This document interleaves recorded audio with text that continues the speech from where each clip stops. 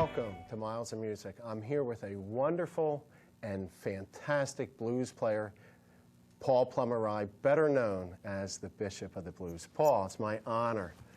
My honor to be here, Bob. Thank you for having us. You're very welcome. You're very welcome.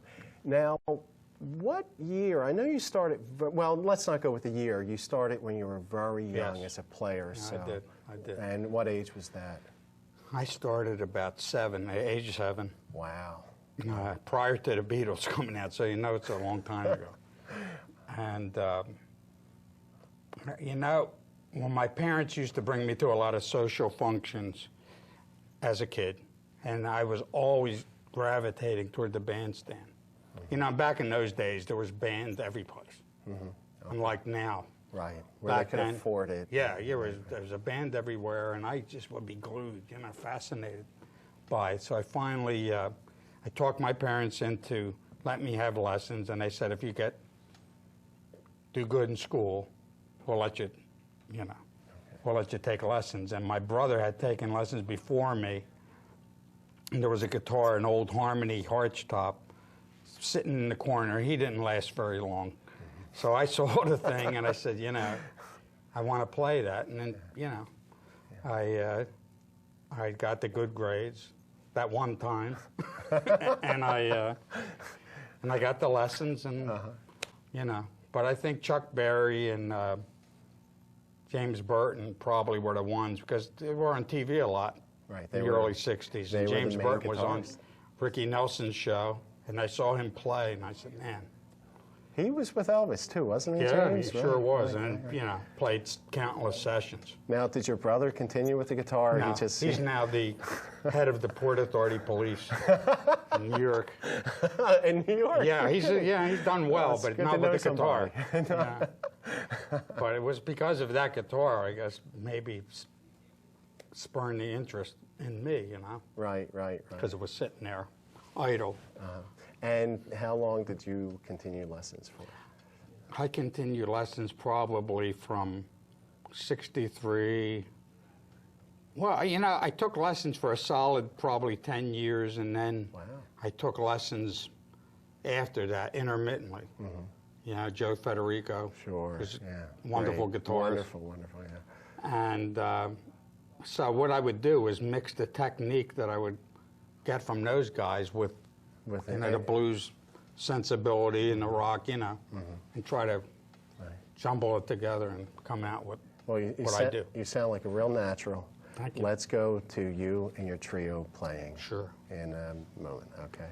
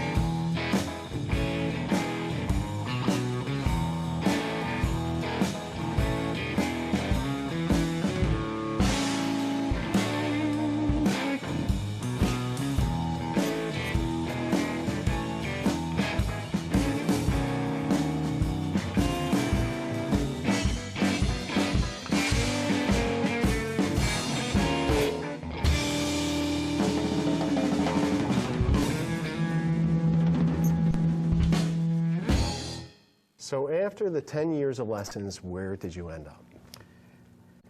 Let's see. Well, by that time, it was early 70s. I met a guitarist I had heard a lot about named Joe Zuccarello, a.k.a. Joe Zook. And he was a blues guitar player, as I was. And I looked for Joe. I found him. He had heard of me, too, and we had a great chemistry. Joe's a great blues guy, singing guitar. And that turned into a band called Hoochie Cooch. That was big in Trenton in the, maybe 73 through 75, something like that. In Trenton, New Jersey. Yeah, Okay. and it was very popular. We did a lot of openings for like Fleetwood Mac and Aerosmith. And Wow. at their infancy, Okay. when Aerosmith was Right. getting underway and Fleetwood Mac and so on and so forth. And we did very well. We stopped short of when we had an offer from Stax and Mercury, I think, and then we kind of collapsed. You got scared? I don't know what happened, but we kind of collapsed, and then that was that. But Yeah. definitely integral part of my coming up. Yeah, sure. And I have great respect for Joe. And you play with him today? Yeah, we till this day? we still do an acoustic blues thing now and again, Okay. which is the other side of what we're doing here. More of the Robert Johnson, Right, Wolf, and Muddy Waters, and Right. Tampa Red, and all that. But you're taking it to the next level. I noticed with your playing, Yes. you seem to really go out. You take chances, and you're very relaxed. with Yeah, I mean, well, my aim was never to imitate to a T the guys that I admired. Because I was, when I was young, I was never really a good mimic. And it used to annoy me then. I could stylize people, but I was never like one of these copy guys, that could Right, play right. the solo Note note for note, right, But right. it turned out to be a great asset It sure did. because it gave me individuality that at the time I didn't realize. Right. know? So I tried to blend all these people that I admired, which were many, and synthesize it into what I do. Yeah. Well, probably today somebody will be copying your notes. Well, I hope so. I certainly hope so, because to me it's always been about the art of playing the guitar, and it's never about money. Right. Because It's if you want to nice, make a though. lot of money, you don't choose the blues. Right. As Or your- jazz. or jazz, Right. So I mean, and I've done well, but I mean, I just love Yeah. that style of music. I love music. I love the guitar. Yeah. Well, it shows, and we'll listen to some more. Thank you.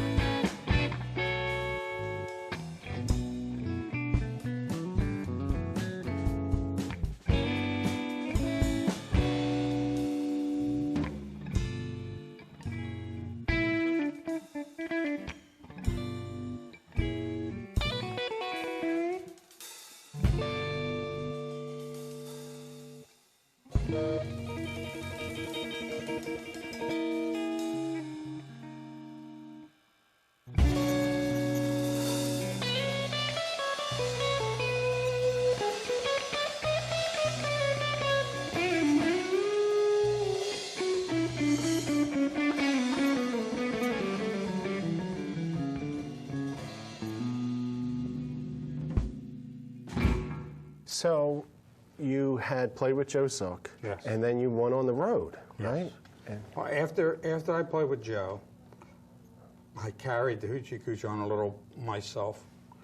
And Duke Williams, who had been a friend and was recording for Capricorn, approached me about 76, and he wanted to do another version of Duke Williams in the Extremes.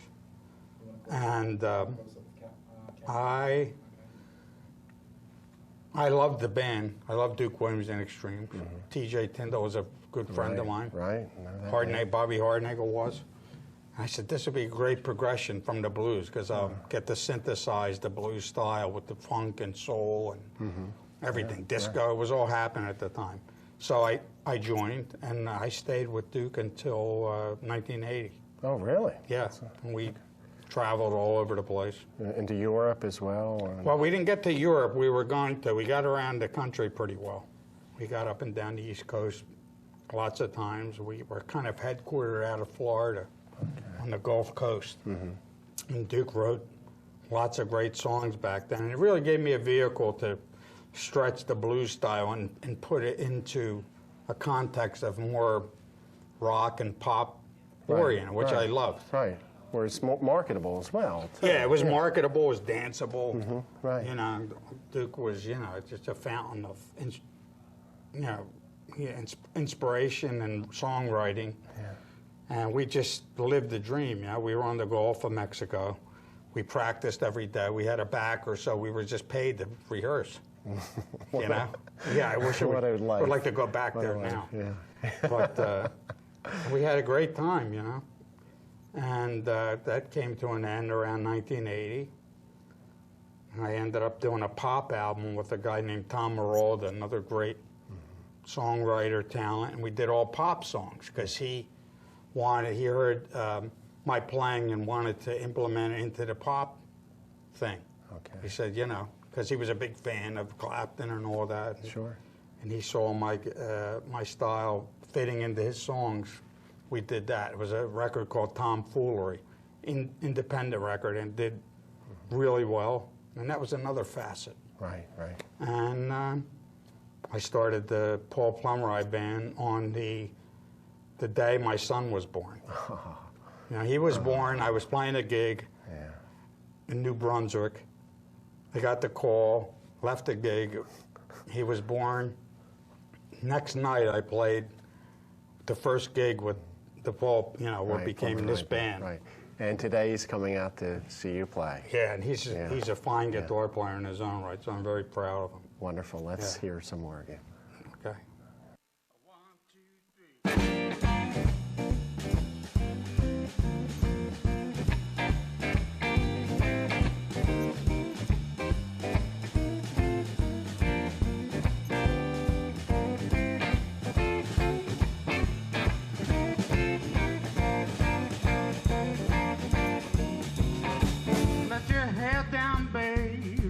Have a natural ball.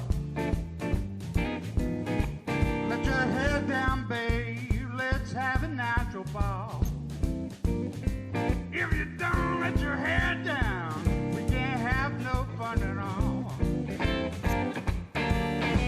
Can't take it with you, that's one thing for sure. Can't take it with you, that's one thing for sure.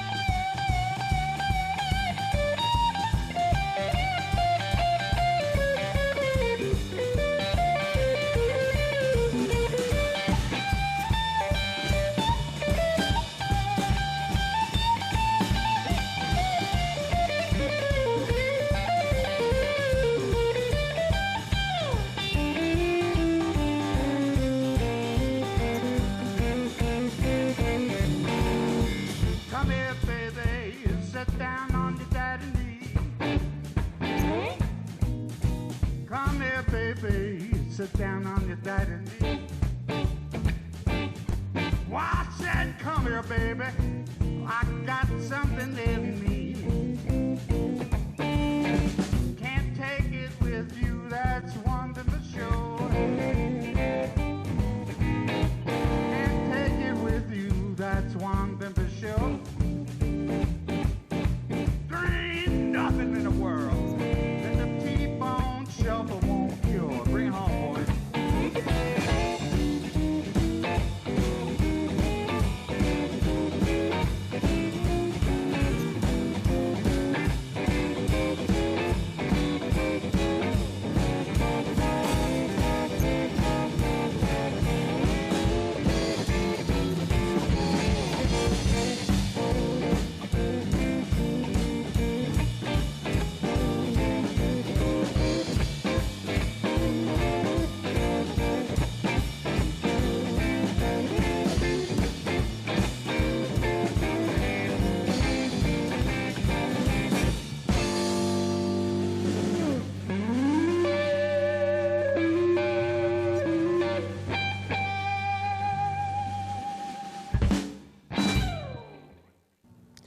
So it's a Paul Plumeri trio, is that Blues what you band. Blues band, okay. And who are the two in your band?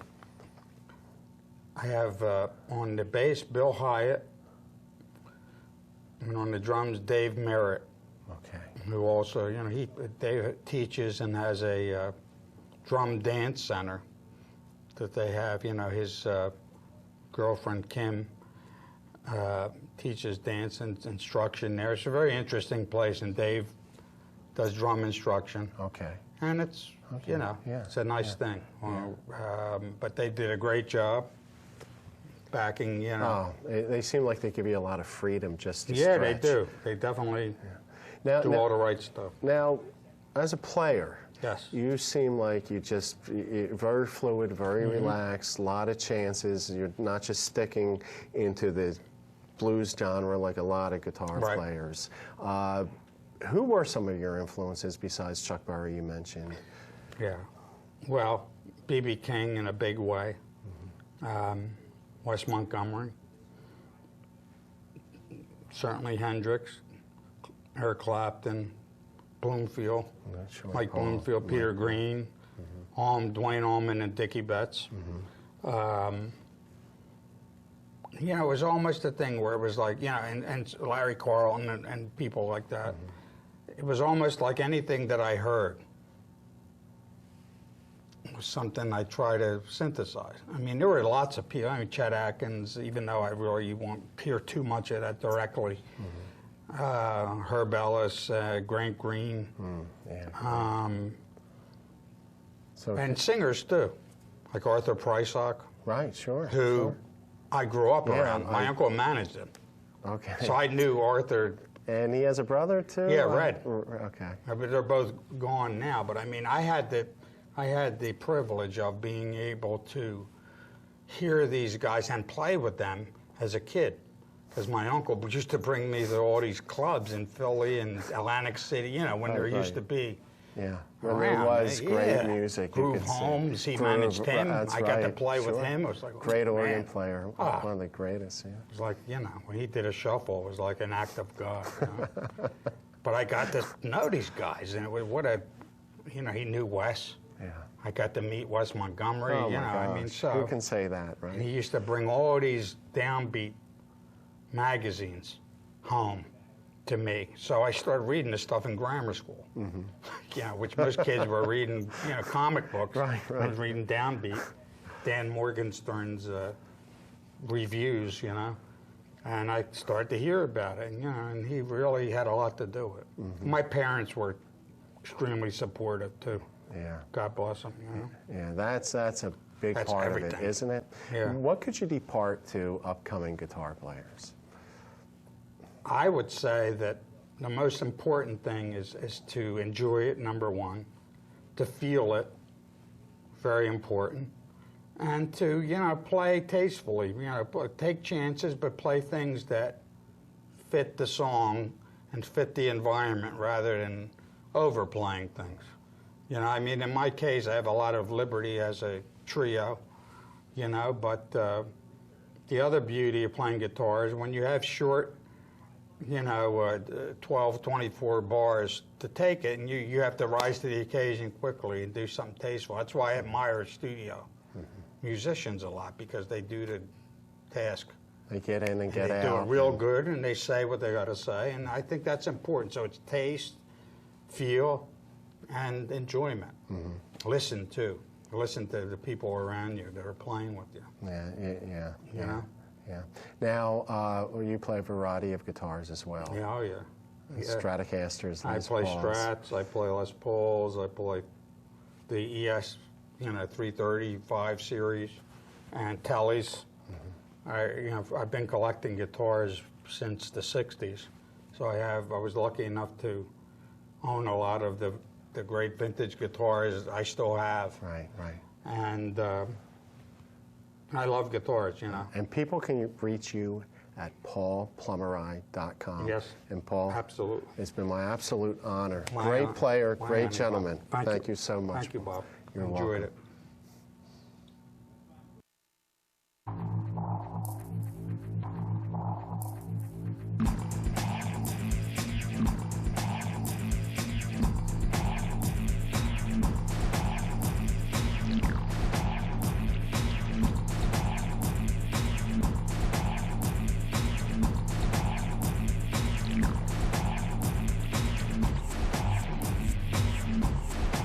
Middlebuck's Institute of Technology, preparing today's students for tomorrow's emerging careers.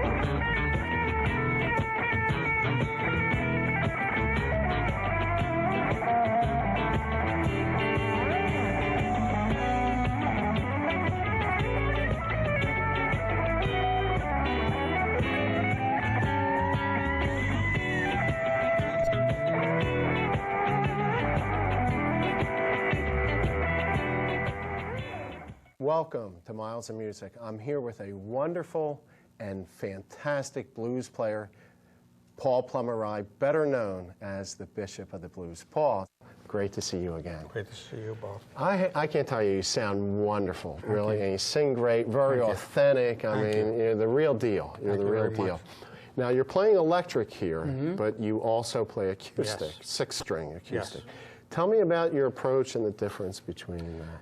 Well, Kennedy, with the acoustic guitar, to me anyway, I mean, it's extremely organic. I mean, there's no, of course, the sustain of the amplifier and the electric guitar is gone. So really, with that, it's really about your touch with it and your articulation and the feel. All those different things contribute to it. And I think it's real. I mean, it's unforgiving. As far as technique goes. So you really have to be able to articulate what you're doing. But I love it because it's a pure form and a very important form, and certainly the original form, obviously, way before the electric guitar. Right. You know, from the great classical music to folk and flamenco and the blues, obviously. It's all elements that led up to, you know, the styles of the electric guitar. So I enjoy it a lot. Right. Do you approach it differently? I notice with your electric, you're using your fingers on the right hand. Yeah. I may do some things differently because of the lack of, you know, the electric techniques that you would employ. But I definitely use the fingers. I mean, I never studied a way to, whatever I do with my fingers or stuff I just came up with as a means to the end. It's not like a strict classical approach. Not at all. I mean, you know, it's sometimes I'll play with the, you know, fingernail this way on downstrokes, or I'll pull the strings, you know, or pick like this and tuck the pick. You're going for the sound, and whatever you know, whatever it would works. take, and I got to say that they kind of developed. I kind of developed those techniques unconsciously to get to what I was doing. I don't know how it happened or when or why, but it just evolved. Yeah. Well, it doesn't seem to hold you back using your fingers. A lot of people have to use a pick to get the technique up. But I mean, there's sometimes I prefer to use the fingers. Yeah. You know what I mean? It's very natural. It gives Everything with me, anyway, has been a natural evolution. You know, I mean, I always tried to be spontaneous because I thought it was fresher, and really most of what I do is evolve from that. Okay. You know? Okay, great. Let's hear how you sound on that.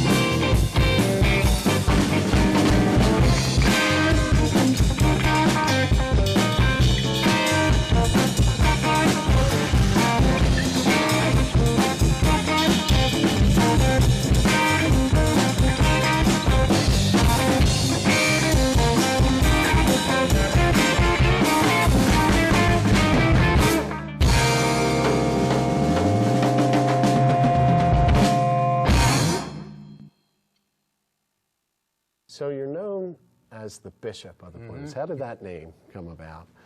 It's really no real significance to it. Right. Years ago, when I lived in Florida and I was with Duke's band, we had a lot of free time during the week, so we would go investigate different things. And in this case, we used to go to these evangelical tent shows. Okay. Because the show was unbelievable. I've seen them in Georgia. Yeah. So this was in Florida, which was, heavy Bible Belt.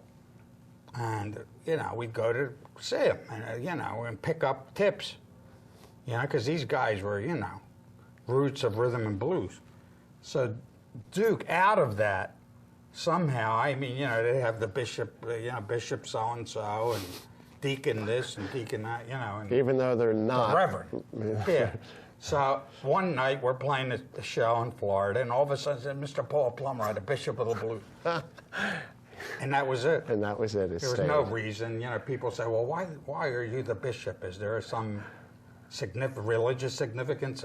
No, none whatsoever. It's just Well, a Duke, right. a Duke It's stream not of consciousness. It's not self-proclaimed. Oh, Somebody no, gave no, it no, to you. no, And it's a yeah. great. It's a great title. It's a So great it title. stuck, you know. So I said, "Okay, I'll take sounds it. good. We'll go with it." That's it. So That's you've been all. out preaching the blues ever since, right? Yeah, I guess I have. You still see Duke. Yeah. Oh, yeah. Yeah. I absolutely do. Yeah. Yeah, Duke is alive and well. He's still writing tunes and living in Trenton. And we're hoping that he pops out again. So many great people came from that area. Yeah. Richie Cole, and Absolutely, it goes yeah. on and on, doesn't it? Absolutely, yeah. Yeah, We're real. a great tradition. That's right. New York, Philadelphia, so forth. Oh, yeah. Yeah. We live in a great, rich area. That's right. That's right. Now, today, are you touring nationally? I'm going to be going in a few weeks to Seattle, middle of April, and do 3 or 4 shows there. And then I'm going to go to Arizona in the summer, probably Tucson and Sierra Vista, maybe Phoenix, Okay. and do some shows there. And, you know, I try to keep the options open. Yeah. Under the trio's name? Under Or- the tree, yeah. Okay. Under the same kind of situation. Okay. I like that. I may be in a keyboard soon. Oh, too. really? Really? Yeah. Okay. Yeah, I've Yeah. played with it, the thought over the years. Yeah, that organ B3 sound? Yeah, or- absolutely. that's And, wonderful. you know, isn't and a it? good piano sound. Yeah. Yeah. Okay. Well, we'll go to your trio Okay. and hear what it's like. Great.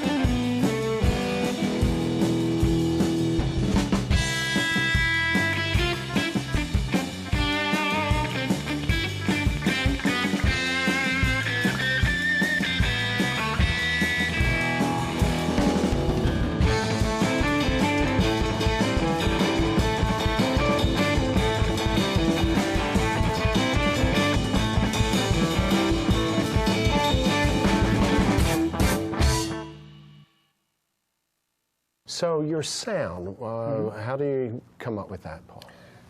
Well, I think a sound is an evolving process over the course of your life.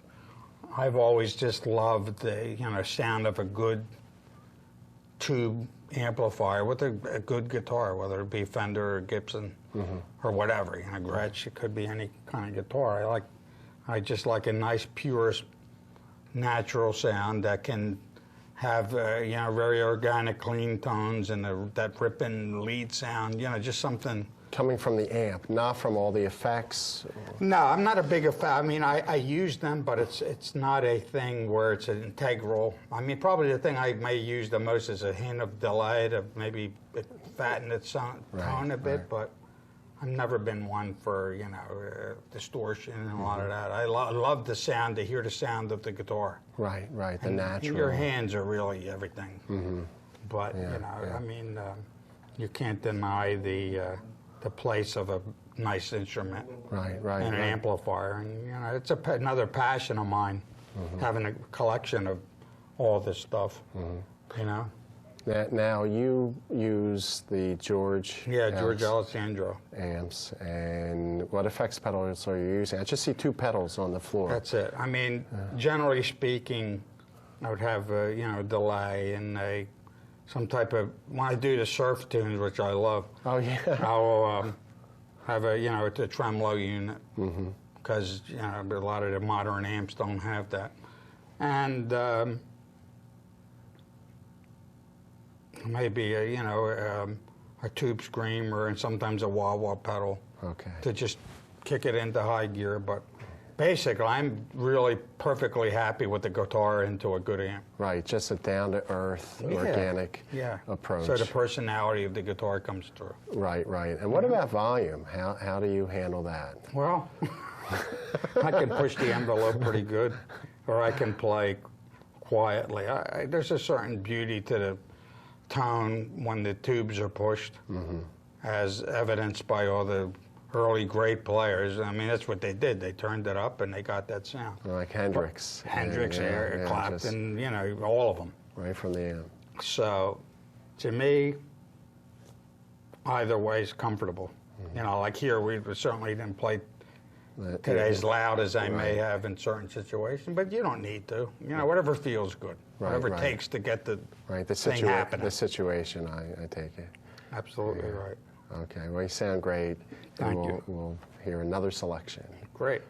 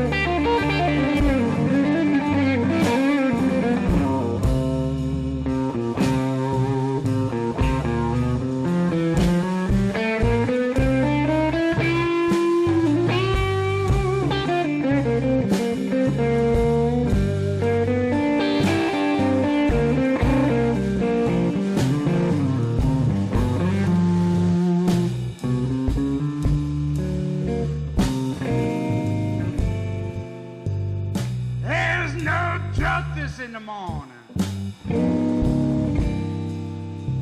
You're face to face with life. There's no justice in the morning. Playing blues all night. I don't want to see the sunshine. I don't want to see blue sky. There's no justice in the morning. Playing blues all night. I want 10 more minutes of darkness. Yeah. 10 more minutes will do. Lord knows that's a lifetime. Yeah, a lifetime with you. There's no justice in the morning. You're face to face with work. There's no justice in the morning. Hurting starts to hurt. I don't want to see the boss man. I don't want to see no smirk. There's no justice in the morning. Face to face with work. I want 10 more minutes of darkness. Yeah. 10 more minutes will do.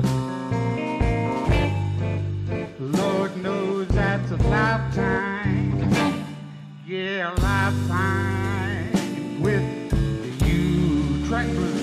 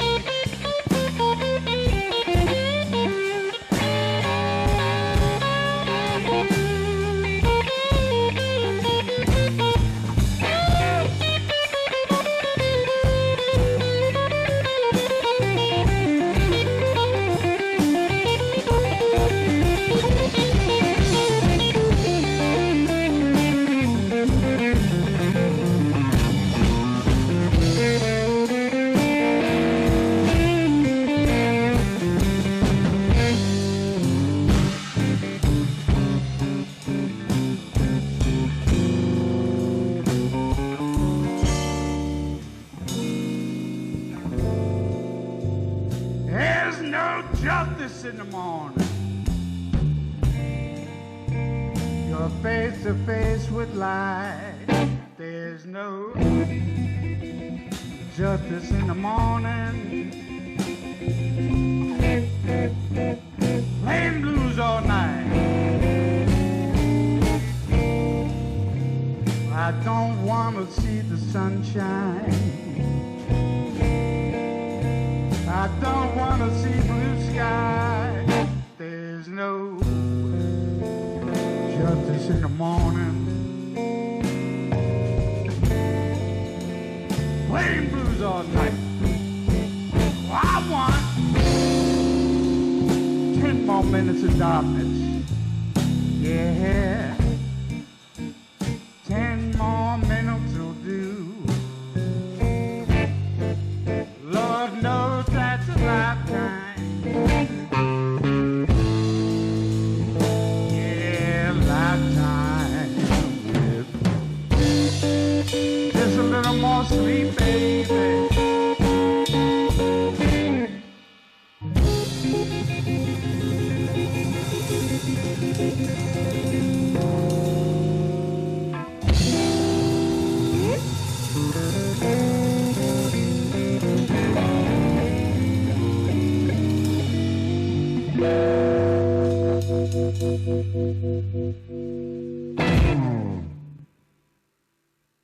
Now, are you practicing on a regular basis these days? No, not really. Okay, that's an honest answer. Yeah, I certainly have. And I'm not saying, I mean, yeah, I'll pick up the guitar and just play. I mean, as far as, I tend to practice a lot when there's, you know, new tunes being learned and I'm, you know, writing something or trying to coordinate the voice and the guitar together. I should practice more. I'm not advocating that you shouldn't, you know, but sometimes it seems with me anyway that I tend to come out with more new ideas by not practicing, because sometimes I can get into a pattern of something that sounds like a pattern, so I'd rather be spontaneous. Just keep it really fresh. Yeah. But you have a lot to draw from. Well, I guess whatever, all this time I've been around, you know, there's things, you know, after 40 plus years, there's things swimming around in the head, you know, but I'm always trying to improve. I really don't know anything when it comes down to it. Yeah, I remember Santana said every time he sits down with the guitar, it's like a brand new day. It's no doubt. And I'm so humbled by a lot of the people that I hear that, I don't think you can live 10 lifetimes and scratch the surface of what there is to be known. I have to agree. It's funny, as if 6 strings isn't enough, they make 7-string guitars. Yeah, you know, I'm still trying to learn how to play the 6-string. You and me both. You know, some people say, well, you know, do you play other instruments? I said, I'm just trying to get this together. Yeah. You know Who's got the time? Yeah. Really? Who's got the time? I don't now, that's for sure. Yeah. But I admire people that can. Yeah. And you said your son plays guitar. Yeah, he's great. Yeah, is he out playing? He's playing. He has a band that he plays out with, and he writes a lot of the songs, and does well. Okay. He does well. Paul, it's been my sincere honor. You're It's great. my honor to be here, Bob. You're doing a great thing. Thank you. Featuring a lot of certainly worthwhile musicians. Thank you and so I much. thank you. Thank you. And people can reach you at Plumeri.com. and they can go Yeah, on there. from there you can watch the order clips CDs and see where we're playing and and whatever. Hopefully download this show at some point as yeah, well. oh, definitely. Okay, thank you again, Paul. Thank you. You've been great. You're welcome.